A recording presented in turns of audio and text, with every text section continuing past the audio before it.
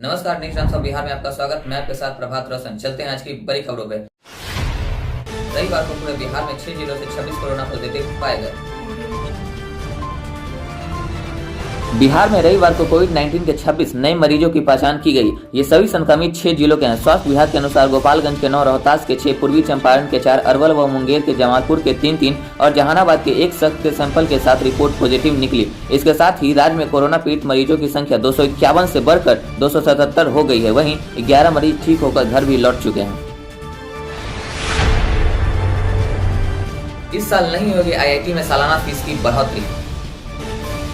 IIT में इस साल सालाना फीस की बढ़ोतरी नहीं होगी। मंत्री रमेश पोखरिया ने ट्वीट कर कहा कि ट्रिपल आईटी संस्थानों से भी अनुरोध किया जाता है कि फीस की बढ़ोतरी न करें। बिहार में ठनका से 12 लोगों की हुई मौत।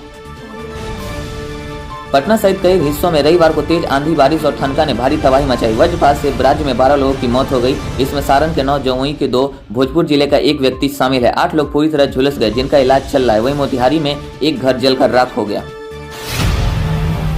सीबीएसई बोर्ड पर एक बड़ा फैसला, हालात सुधरते ही 10 दिनों को भीतर ली जाएगी परीक्षाएं।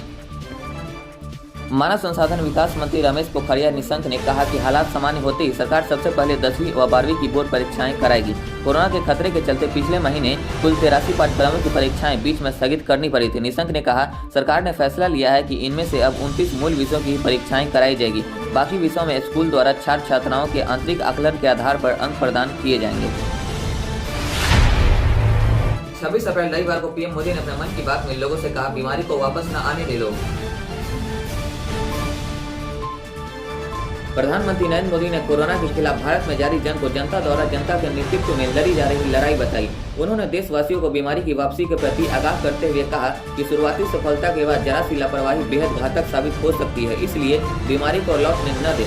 मन की बात कार्यक्रम में रविवार को प्रधानमंत्री नरेंद्र मोदी ने लोगों से रूबरू होते हुए कहा कि आज पूरा देश साथ चल रहा है। ताली, थाली, दिया और मोमबत्ती ने प्रदेश को प्रेरित किया है। किसान खेत में मेहनत कर रहे हैं ताकि कोई भूख से न मरे, कोई मास्क बना रहा है तो कोई क्वारंटाइन में रहते हुए स्कूल की पुताई कर रहा है। यह भाव ही कोरोना से लड़ाई को पीपल ड्रिवन यानी लोगों से संचालित बना रहा है। सोमवार को प्रधानमंत्री नरेंद्र मोदी मुख्यमंत्रियों के साथ करेंगे समीक्षा बैठक। प्रधानमंत्री नरेंद्र मोदी सोमवार को कोरोना संकट पर देश भर के मुख्यमंत्रियों से वीडियो कॉन्फ्रेंसिंग पर चर्चा करेंगे। बैठक में 3 मुद्दों पर चर्चा होनी है। 1, राज्यों में संक्रमण की मौजूदा स्थिति व रोकथाम के लिए किए जा रहे प्रयास। दूसरे, 20 अप्रैल से गृह मंत्रालय द्वारा प्रदत्त छूटों के क्रियान्वयन पर राज्यों का फीडबैक। और तीसरे, 3 मई के बाद की क्या हो रणनीति। स्कूल खुलते ही पंचायतों में कराई जाएगी 9वीं और 10वीं की पढ़ाई। कोरोना संक्रमण से प्रदेश में उबरते ही और स्थिति सामान्य होते ही राज्य की सभी पंचायतों में 9वीं कक्षा की पढ़ाई आरंभ करने की तैयारियों में शिक्षा विभाग जुट गया है। विभाग के अपर मुख्य सचिव आर.के. महाजन ने 2 दिन पहले ही सभी जिला शिक्षा पदाधिकारियों को स्पष्ट कहा है कि 9वीं की पढ़ाई सरकार की प्राथमिकता नंबर 1 है, इसलिए इसमें अब कोई भी कोताही बर्दाश्त नहीं होगी। आईजीआईएमएस में अब गंभीर मरीजों का ही होगा सिर्फ इलाज। Indira Gandhi institute of medical science में भर्ती 4 मरीजों में कोरोना की पुष्टि होने के बाद अस्पताल प्रशासन ने यह फैसला लिया है। सरकार ने प्रवासी मजदूरों के रहने खाने की है पूरी व्यवस्था।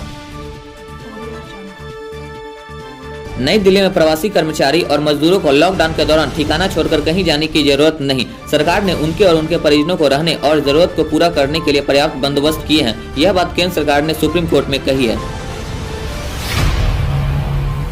रविवार को पूरे बिहार में 26 कोरोना पॉजिटिव मिलने के साथ ही पूरे बिहार में संक्रमितों की संख्या 277 पहुंच चुकी है। वहीं कुल मौतों की संख्या 2 हो चुकी है।